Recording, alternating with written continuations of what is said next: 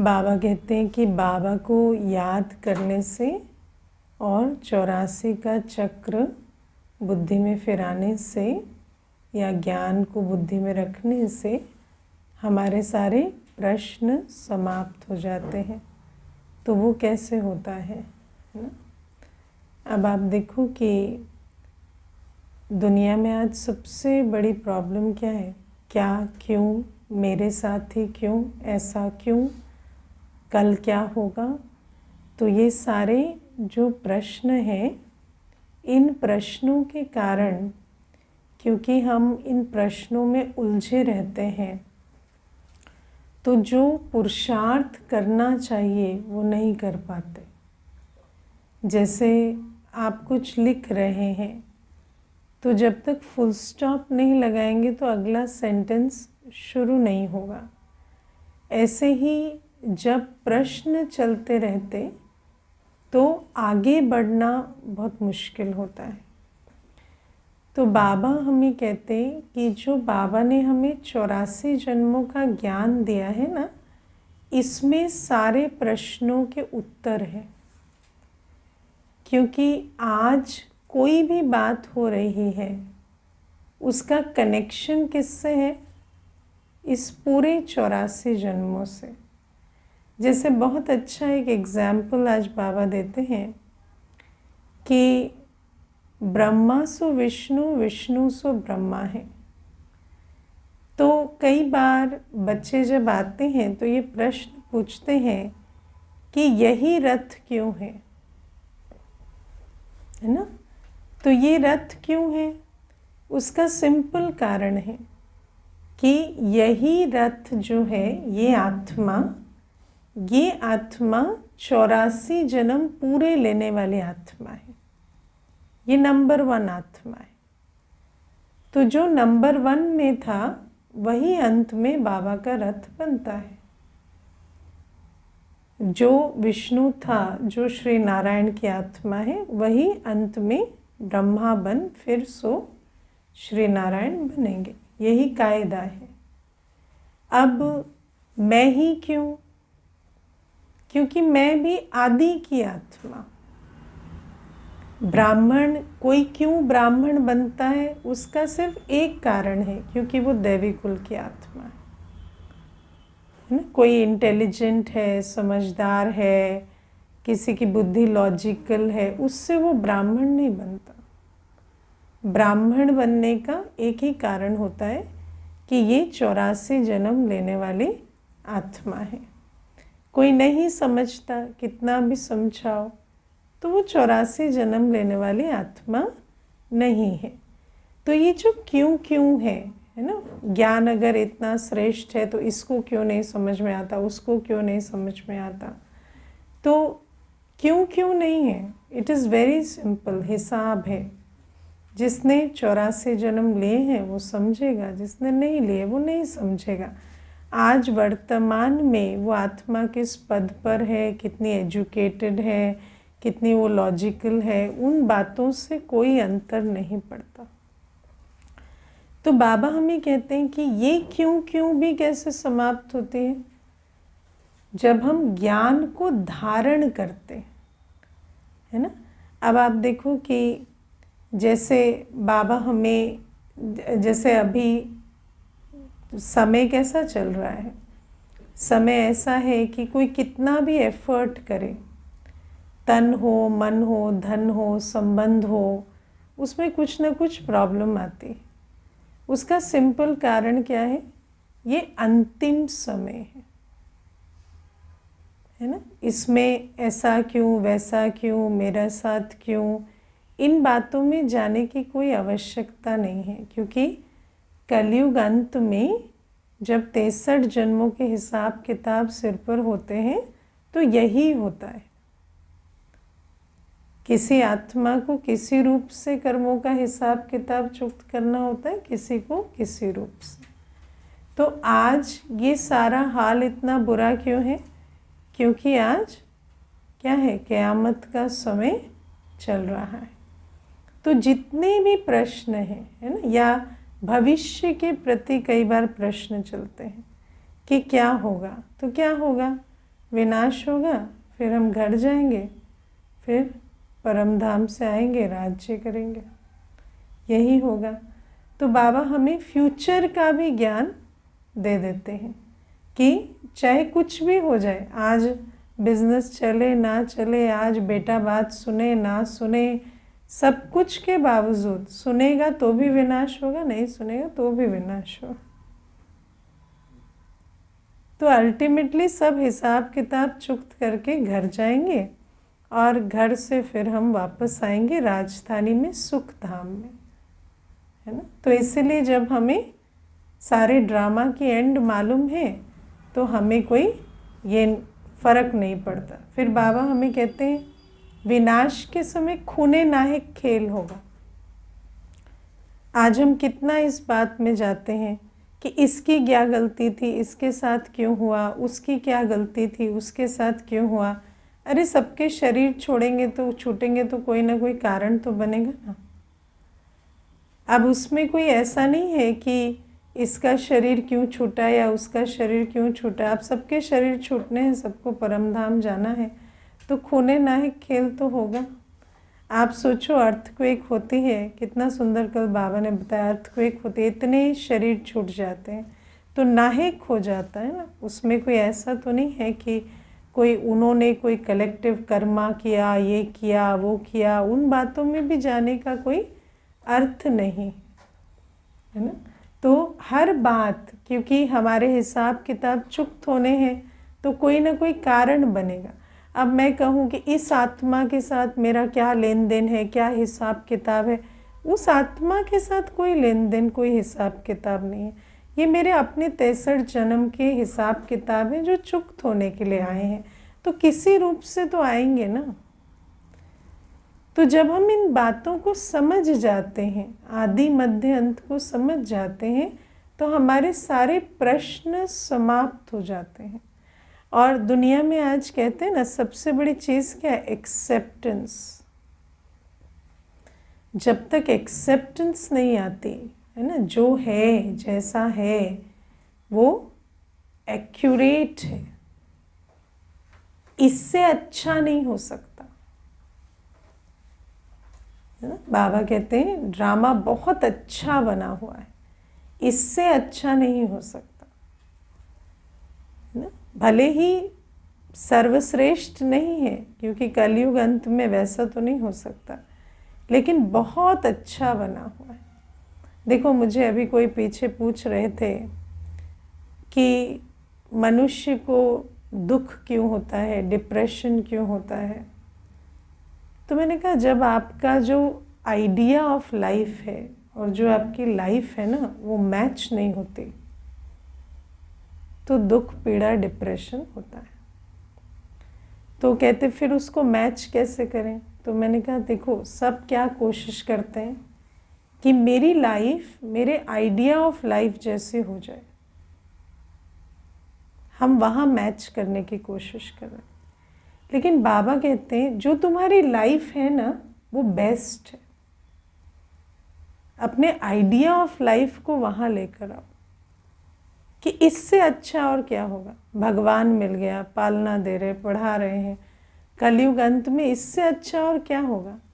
चलो बातें हैं, परिस्थितियां हैं, लेकिन मेरे पास समझ है, शक्ति है उन बातों को पार करने की। तो ये जो बाबा हमें आदि मध्य अंत का ज्ञान देते हैं ना, जब ये ज्ञान धारण हो जाता है ना, अब धारण हो गया कि जो आदि से आत्मा आई है उसके संस्कार कैसे होंगे।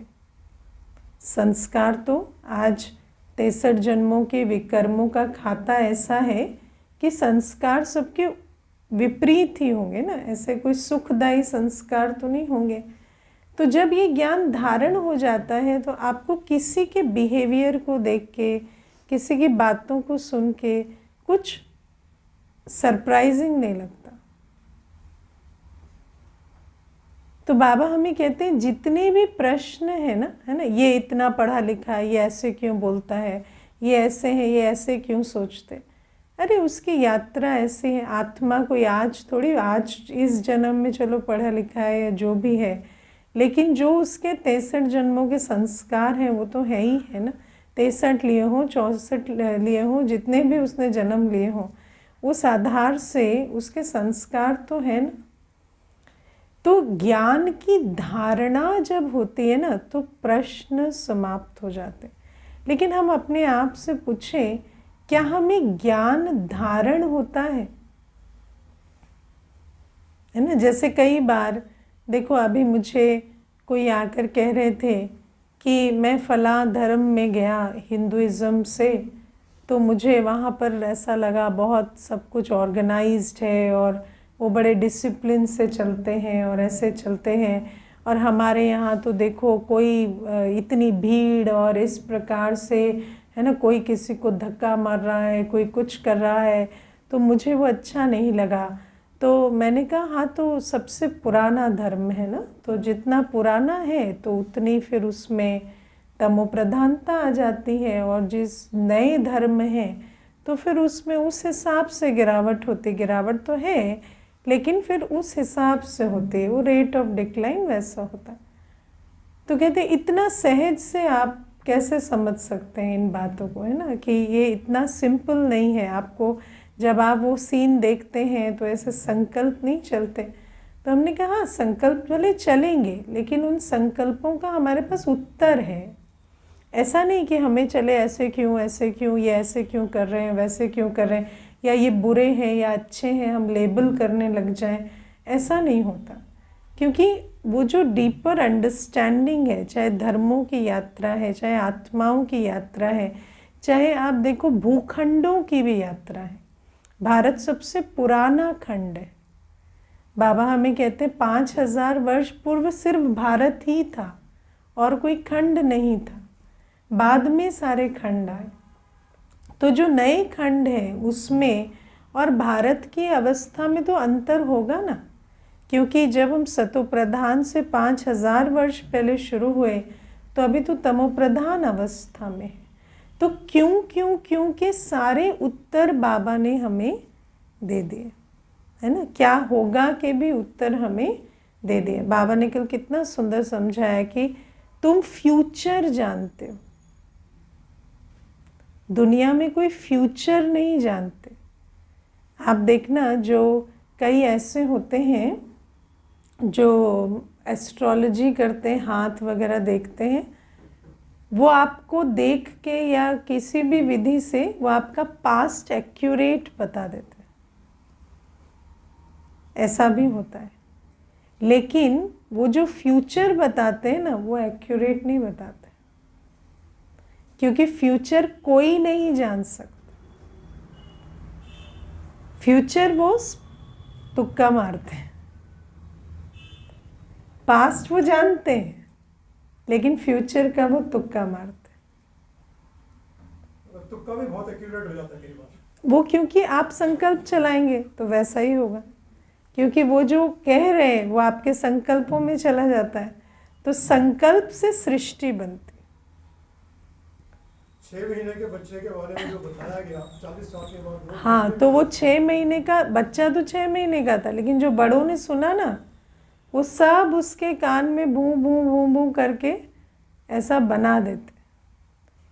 जैसी प्रोग्रामिंग होगी वैसा बनेगा। लेकिन बाबा हमें कहते तुम्हें फ्यूचर मालूम है, तुम बच्चे फ्यूचर को जानते हो कि किस प्रकार विनाश की सीन होगी, किस प्रकार हम घर जाएंगे, किस प्रकार हम नई राजधानी में आएंगे। तो बाबा कहते तुम्हें कोई चिंता नहीं है। जब पास्ट के प्रति प्रश्न उठते हैं तो फिर आत्मा जो है आगे नहीं बढ़ पाती। फ्यूचर के प्रति भय या चिंता के संकल्प चलते हैं, तब भी आत्मा प्रेजेंट पे फोकस नहीं कर पाती। तो बाबा कहते हैं लेकिन क्या हमें ये ज्ञान धारण हुआ है? ज्ञान तो हमें बाबा ने पूरा दे दिया, लेकिन क्या हमें ये ज्ञान धारण हुआ है ना। और अगर ज्ञान धारण हुआ है तो जब हम उत्तर देंगे ना, तो वो उत्तर एक्यूरेट होगा, है ना, वो उत्तर एक्यूरेट होगा।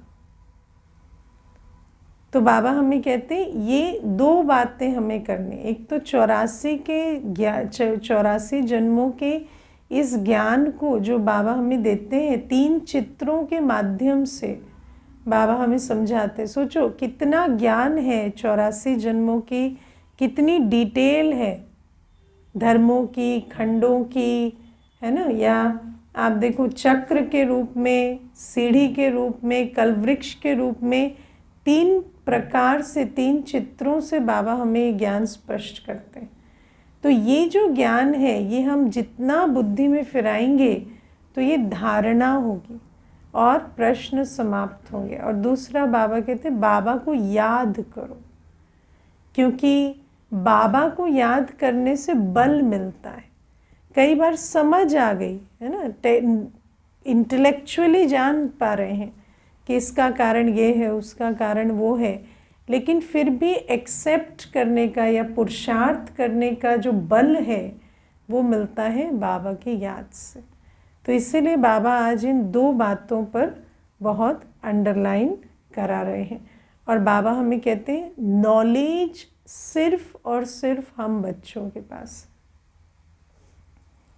है ना। और इसमें सिर्फ चक्र की नॉलेज नहीं, एक तो चक्र की नॉलेज है, योग की नॉलेज हमारे पास, किस विधि से विकर्म विनाश होते हैं वो नॉलेज हम बच्चों के पास है ना। पर क्या हम अपने विकर्म विनाश कर रहे हैं? दुनिया में आप देखो कितने मनुष्य हैं जो मेडिटेशन करना चाहते हैं, लेकिन उनके पास ये विधि नहीं है कि आत्मा समझ शिव बाबा को कैसे याद करें, है ना। आपको पता है कितने सारे ऐसे पंथ हैं, कितने सारे ऐसे मार्ग हैं जहाँ पर मनुष्य 2-2, 3-3 घंटे रोज़ बैठ के चैंटिंग कर रहा है, रोज़ बैठ के कुछ और कर रहा है, भक्ति कर रहा है। लेकिन क्या हम 2-2 घंटे, 3-3 घंटे योग कर रहे हैं?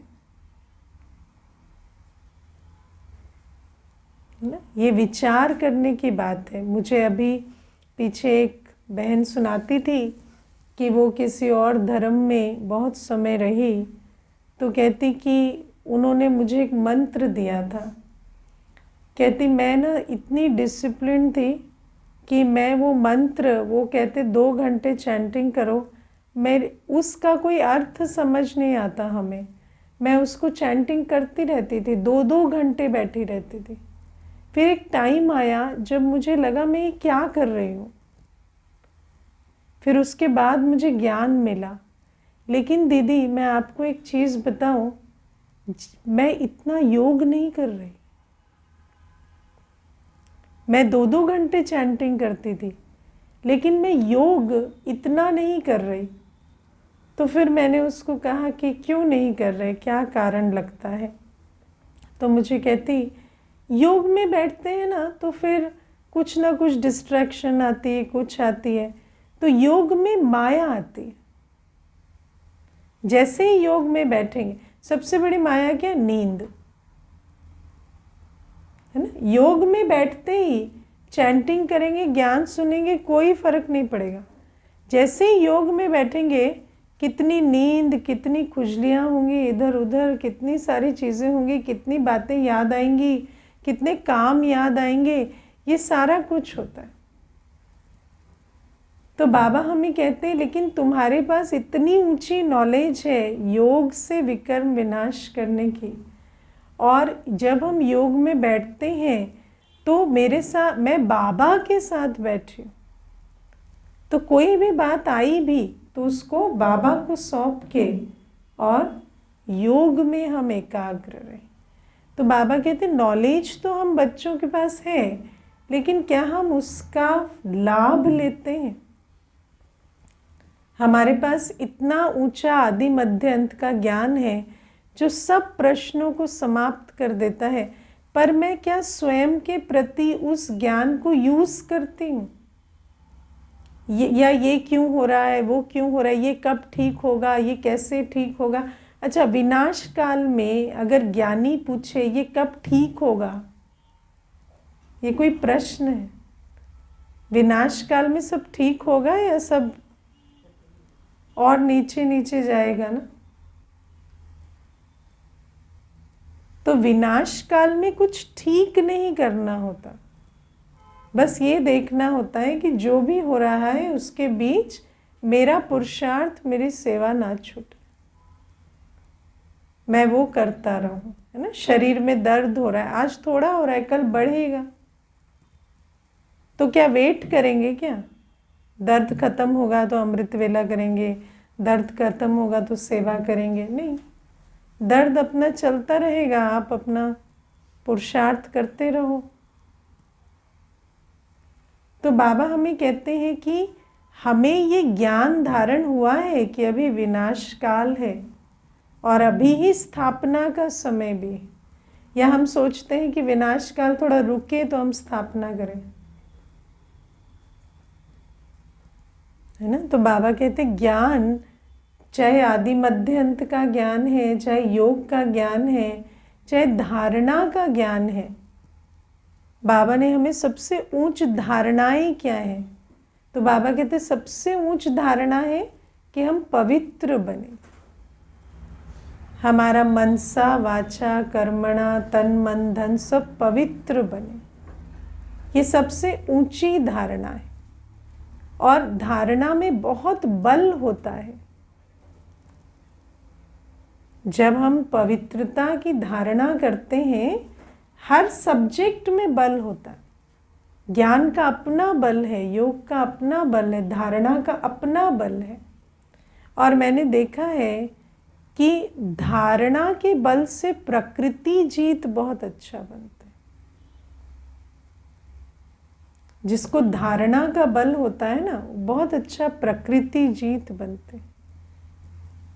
जिसने रोज सुबह अमृत वेले उठने का नियम बनाया है, उसको चाहे बीमारी हो, चाहे शरीर में कोई भी बात हो, उसका शरीर उसको साथ देगा, उठकर बैठेगा।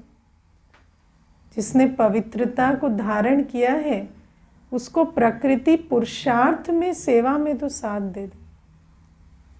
भले अन्य समय हिसाब किताब चलेंगे या जो भी होगा, लेकिन ये धारणा का बल हमें प्रकृति जीत बनाता है।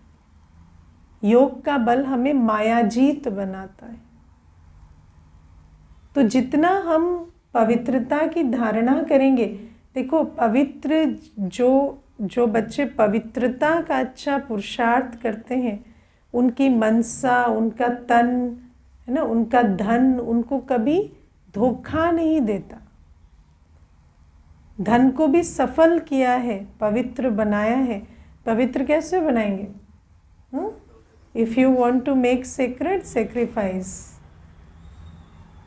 सैक्रिफाइस माना पवित्र बनाना, सफल करना पवित्र बनाने की विधि होती है।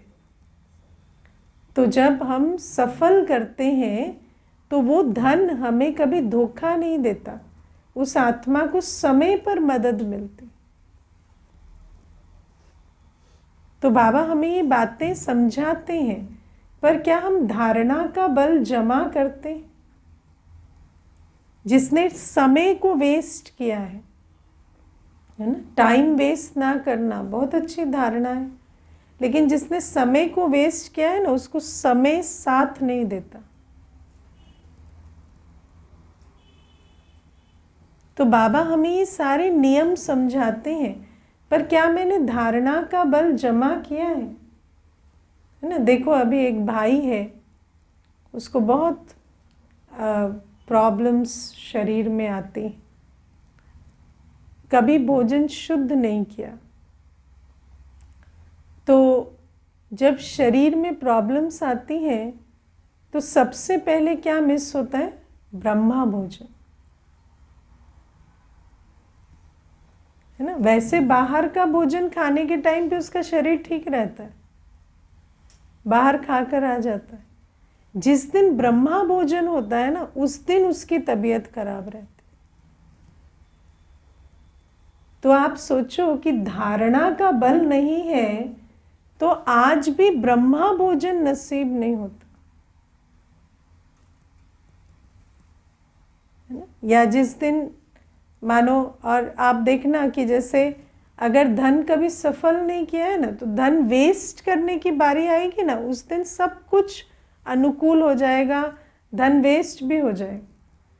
मुझे एक माता कहती कि मैं वैसे इंटरनेट यूज़ नहीं करती, मैं वैसे फ़ोन पे कुछ ज़्यादा नहीं करती, लेकिन एक फ्रॉड मैसेज आया तो उस पर क्लिक करके मैंने कितने सारे पैसे उसको ट्रांसफ़र कर दिए, है ना। लेकिन उस माता को कभी ये नहीं आया कि मैं एक क्लिक से बाबा को कुछ भेज दूँ। तो विचार करो कि अगर हम कभी कुछ नहीं करते तो फिर एक समय आता है जब वेस्ट होने का द्वार ठीक खुल जाता है, लेकिन जो सफल नहीं किया तो उसका बल हमें नहीं मिलता, है ना। और जिसने सफल किया उसको वहीं पे अटक आ जाएगी, उसका वहाँ वेस्ट नहीं होगा। तो बाबा हमें ये बातें समझाते हैं, लेकिन क्या हम धारणा का बल जमा करते? भोजन की शुद्धता हो, या है ना योग का समय हो, या चार्ट लिखना, कितनी बड़ी धारणा है। चार्ट लिखते हैं हम। अगर एक आत्मा चार्ट लिखने का संस्कार रखती है ना, मैं गारंटी करती हूँ कुछ भी चेक और चेंज कर सकता है। वो कोई भी चीज़, चाहे जीवन में किसी भी एस्पेक्ट की कोई भी चैलेंज हो, वो चेक और चेंज कर सकते हैं। उनके अंदर ये ताकत होती है। तो बाबा ने हमें इतनी अच्छी अच्छी धारणाओं की समझ दी, नॉलेज दी, पर क्या हम उसका बल जमा करते हैं? बाबा ने हमें रूहानी सेवा सिखाई, है ना। आत्माओं को देखो, हम कितनी आत्माओं से सारे दिन बात करते ही है ना, चाहे ज़रूरतवश, संबंधवश, कैसे भी करते हैं। कितनी सारी, देखो दुकान पर भी जाएंगे, 2 सामान खरीदेंगे तो 2 बातें तो दुकानदार से भी करते हैं। बाबा कहते हैं हर बोल में थोड़ा संदेश दो। लेकिन क्या हम इतना सेवा करते? वाणी से, मनसा से, तन से, मन से, धन से, हर प्रकार से बाबा हमें सेवा सिखाते हैं। कितनी युक्तियाँ बताते हैं, सर्विस की नॉलेज देते हैं। तो बाबा हमें कहते हैं नॉलेज किसी के पास नहीं है, पर इस नॉलेज को जानने वाले भी क्या लाभ लेते हैं? या फिर हम भी भक्ति की तरह, है ना, भक्ति में क्या है, हम गीता सुन के पार हो जाएंगे, यहाँ हम मुरली सुन के पार हो जाएंगे।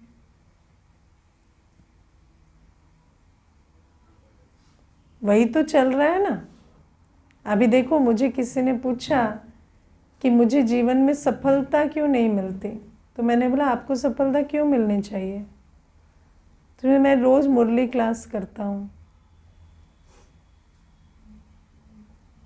तो मैंने कहा मुरली क्लास तो करते हो, मुरली क्लास का क्या करते हो? मुरली क्लास में जो बोला जाता है वो करते हो? नहीं, वो तो नहीं करता। उसमें से कुछ भी करते हो? कुछ भी नहीं करता।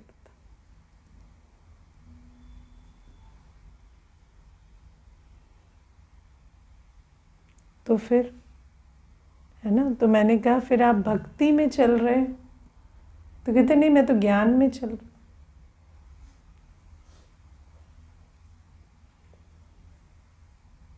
तो ज्ञान और भक्ति में भी बाबा जो हमें ज्ञान देते हैं, या ज्ञान माना आदि मध्य अंत का ज्ञान, योग का ज्ञान, धारणा का ज्ञान, सेवा का ज्ञान, उसको धारण करेंगे तब तो हम ज्ञान में चल रहे हैं। नहीं चल रहे तो हम भक्ति में ही चल रहे हैं ना। समझ है? तो इसीलिए बाबा हमें कहते हैं कि हम ही वो बच्चे हैं जिनके पास नॉलेज है, लेकिन हम देखें कि हमारे कर्म नॉलेजफुल, पावरफुल हैं। फिर बाबा आज में मैंपन, मेरेपन के प्रति सावधान करते हैं। तो पहले लेते मैंपन को, है ना, मैं ये करता हूँ, मैं वो करता हूँ। लेकिन इसमें हमें ये समझना है कि बाबा जब अपने बच्चों के प्रति मुरली चलाते हैं ना, तो बाबा एज्यूम करते हैं कि मेरे बच्चे श्रेष्ठ कर्म कर रहे हैं। ऐसा नहीं हम उल्टे कर्म कर रहे हैं और बाबा करा रहा है। दुनिया में तो यही चलता है ना। हाँ, बाबा ने मुझसे गाली दिलवा दी, है ना, परमात्मा की मर्जी से सब हो रहा है। करावनहार की स्मृति रखते हो, कोई भी चीज़ की ओनरशिप नहीं लेते। तो इसको भी समझना होता है कि पहले तो हमें कर्मों की ओनरशिप लेनी है कि कोई उल्टा कर्म तो मैं नहीं कर रहा। फिर मुझे बाबा जो कर्म सिखलाते हैं वो करने हैं, और फिर उसमें मैंपन नहीं रखना। ऐसा नहीं कि हमने बाबा से कर्म सीखे ही नहीं और फिर मैंपन छोड़ दिया, करावनहार करा रहा है, वो तो प्योर भक्ति हो गई। वो नहीं। तो पहले तो हम बाबा करा रहा है तो बाबा मुझसे कौन से कर्म करा रहा है, बाबा ने मुझे किन कर्मों की समझ और शक्ति दी है, मैं उन कर्मों को करूं। आज जब हम ब्राह्मण बनते हैं तो हमारे पास श्रेष्ठ कर्मों की समझ और शक्ति होती है। पहली बार श्रेष्ठ कर्मों की समझ और शक्ति हमें उससे पहले नहीं होती। तो हम जब श्रेष्ठ कर्म करते हैं ना, तब हमें करावनहार याद रखना है कि करावनहार की समझ और शक्ति से हम ये श्रेष्ठ कर्म कर रहे हैं। क्योंकि क्या होता है कि जब हम श्रेष्ठ कर्म करते हैं तो माया मैंपन के रूप में आती। मैं करता हूँ, है ना, मेरे कंधे पे सारा भार है, मैं नहीं रहूँगा तो हाँ बाबा का कार्य नहीं चलेगा, मैं ही तो हूँ। तो वहाँ पर माया तंग करती। इसीलिए बाबा कहते हैं जब हम श्रेष्ठ कर्म करते हैं तो वहाँ मुझे याद रखना है कि मुझे तो ना अक्ल थी ना शक्ति थी क्या अक्ल, हमें सेवा करनी आती थी, हमें कोई श्रेष्ठ कर्म करना आता था। तो अक्ल देने वाला, शक्ति देने वाले ने दिया, तो आज हम कुछ अपना भाग्य बना रहे हैं। फिर उसमें मैंपन नहीं रखना, बहुत नम्रता रखनी है ना। शुक्रिया है बाबा का, जो बाबा ने हमें कुछ दिया तो आज हम कुछ अपना भाग्य बना रहे हैं, है ना। उसमें समझे कि हमारे बिना कारोबार नहीं चलेगा, कार्य नहीं चलेगा, इन बातों में नहीं जाना है। और ये बातें बाबा बच्चों को सुनाते हैं क्योंकि बच्चे प्रैक्टिकल ऐसे काम करते हैं। हमने इस ब्राह्मण जीवन में ब्राह्मणों के मुख से सुना है, हम देखते हैं आगे काम कैसे चलेगा इनका, है ना। या कोई मुख से भी नहीं कहते, तो जब कोई जिम्मेवारी छोड़ रहे हैं तो ज़रूर समझते हैं ना कि फ़र्क पड़ेगा, इसलिए तो छोड़ते हैं। तो बाबा हमें कहते हैं हमारा बहुत ऊंचा भाग्य है कि बाबा ने हमें चुना है, बाबा ने हमें इस लायक बनाया कि हम संगम युग में कुछ कर कर अपना भाग्य बना सके। अगर उस भाग्य को ठोकर मारेंगे तो भाग्य चला जाएगा। और ये मैंपन ठोकर मारने का द्वार बन जाता है ना। और कब बाबा बाबा से अंदर मैं चलने लगता है पता ही नहीं चलता, पता ही नहीं चलता। शुरू तो बाबा बाबा से ही होता है, बाबा करा रहा है, बाबा, हाँ बाबा शक्ति दे रहा है, लेकिन कब वो मैंपन का वार हो जाता है, बीच में भाषा बदल जाती है, बुद्धि बदल जाती है, पता ही नहीं चलता। इसीलिए बहुत अटेंशन रखना है, रोज़ अपने को याद दिलाना है हमें कुछ नहीं आता था, हम सिर्फ अपनी और अन्यों की दुर्गति करने के लायक थे। हमें बाबा ने कहाँ से उठाकर कहाँ बिठाया। बाबा आज हमें जो भी कुछ सिखा रहा है, समझा रहा है, उस आधार से कुछ भाग्य बन रहा है। तो ये मैंपन को छोड़ना। दूसरा मैंपन क्या है? मैं नहीं कर सकता, ये भी मैंपन है। मैं तो वर्किंग हूँ, रोज मुरली नहीं सुन सकता, मैं तो गरीब हूँ, मेरे से सेवा नहीं हो सकती, मैं तो वृद्ध हूँ, मैं कहाँ रोज ठंड में अमृत वेले उठ सकता।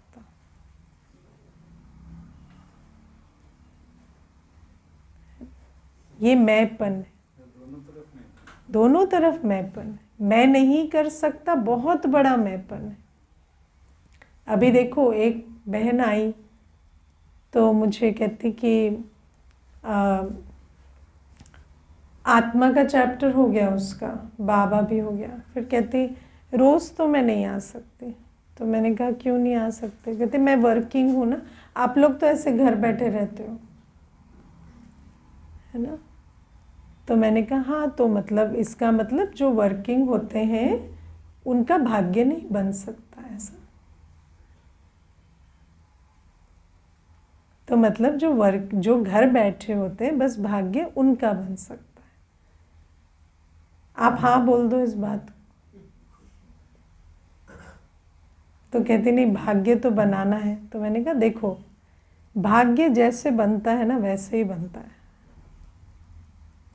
अब आप वर्किंग है वो आपकी प्रॉब्लम है। इसीलिए बाबा हमें कहते हैं मैं आत्मा से बात करता हूं, मैं किसी वर्किंग से, वृद्ध से, जवान से, बच्चे से, किसी से बात नहीं करता। आत्मा तो हो ना। आत्मा अपने पिता की हर श्रीमत को मान सकती है। मुझे याद है एक भाई आए थे, उनकी आयु 70 इयर्स थी शरीर की, उनके पिता की आयु 93 थी। वो पिता का 100% केयर टेकर बन के घर में उनकी नर्सिंग, उनका सब कुछ करते थे। तो मैंने उनको एक दिन पूछा, आप भी तो 70 साल के हो, आपको दर्द वरद नहीं है क्या शरीर में? तो मुझे कहते मैं तो 70 साल का हूँ, पर मेरा बाप बैठा है ना दीदी, तो मैं तो बच्चा हूँ। वो तो कहता है ए आ इधर, तो मुझे जाना पड़ता है ना। मैं थोड़ी उनको कह सकता हूँ कि मैं 70 का कहूँगा, वो तो 93 बोलेंगे। तो मेरे को दीदी दर्द नहीं होते। हाँ, स्कोप ही नहीं है। कितना सुंदर उन्होंने मुझे बताया। तो कहते दर्द होता भी है ना दीदी, तो मुझे पता है कि ये तो किसी से काम नहीं कराएंगे, ये तो मेरे को ही बुलाएंगे, तो मैं जवान ही रहता हूँ। हाँ, तो बाबा कहता है तुम बच्चे हो, तुम मेरे बच्चे हो, तुम मेरे जैसे हो। और हम कहते नहीं मैं तो ये हूँ, वो हूँ, ऐसा हूँ, वैसा हूँ। तो इसीलिए तो बाबा कहते हैं ना, तुम अपने को आत्मा समझो। जब आत्मा समझेंगे ना, तो बाबा जो कहता है वो हम कर सकें, क्योंकि आत्मा परमात्मा की हर बात पर चल सकती है, ये फैक्ट है। लेकिन जो अपने को आत्मा ना समझे, देह अभिमान में रहे, देह भान में रहे, संबंध के भान में रहे, है ना। आजकल तो अब तो इतनी आयु हो गई, 4 बच्चे हो गए, अब हमसे ये नहीं होता, अब हमसे वो नहीं होता। तुम खुद बच्चे हो, अभी बाबा के बच्चे हो ना।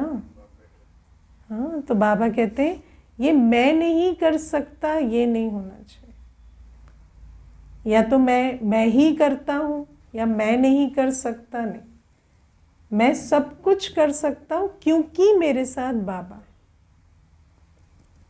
इसको कहते हैं मैंपन से मुक्त। इसीलिए बाबा ने हमें मैं के लिए क्या कहा है? मैं आत्मा, मैं आत्मा सदा याद रखो।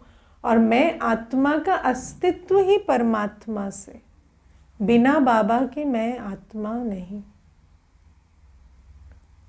दूसरा बाबा कहते मेरापन, है ना, मेरापन, लगाव मुक्त बनो। क्योंकि ये जो सूक्ष्म लगाव होता है ना, देखो लगाव को पहचानना बहुत मुश्किल होता है। सब समझते हैं हम तो निर्मोह नष्टो मोहा निर्बंधन है, पर लगाव बहुत सूक्ष्म धागों से होता है। और जिससे लगाव है ना, वो हमारा आधार है, वो हमारा आधार है। वो हिलेगा तो हम हिलेंगे, है ना। और भले ही लगेगा हम बहुत प्रोग्रेस कर गए, आगे बढ़ गए, बाप समान बन गए हैं, पर हमारी तो तार वहाँ बंधी हुई है ना। वहाँ हलचल होगी तो यहाँ हलचल हो जाएगी। इसलिए बाबा हमें कहते एक बल एक भरोसा, मेरा एक बाबा, दूसरा न कोई। मैं आत्मा और मेरा बाबा। अगर मेरापन और कहीं भी है ना, और मेरापन किस में होता है? कड़वे में, खट्टे में नहीं, मीठे में। मुझे एक माता कहती थी, युगल तो मेरे किसी काम के नहीं है, बेटा मेरा बहुत अच्छा है। तो मैंने कहा बेटे से सावधान रहना। कहती क्यों दीदी, आपको लगता है आगे चल के धोखा देगा? तो मैंने कहा बेटा आप तो धोखा को समझो। अगर वो धोखा दे दिया ना तो अच्छा है, अकल आ जाएगी। लेकिन अगर उसने दुनियावी सेंस में धोखा नहीं दिया तो पूरा संगम युग आप उसके पीछे बलिहार कर देंगे।